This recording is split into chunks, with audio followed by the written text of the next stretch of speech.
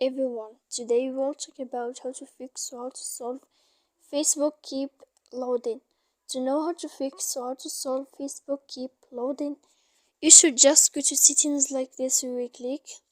After that, in this page we go to apps, the default apps, app settings. When you will see this list, you will go down to find the application of Facebook and you will enter. Then in this page you will go to click for stop. When you will end this, you will enter to storage. After that, you will click clear cache. Then you will go to click clear data. And when you will end all this stuff here, as you see, you can turn off your Wi-Fi. So please don't forget to support us by like and subscribe.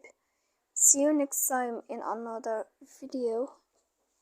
And thank you for your watching and your attention.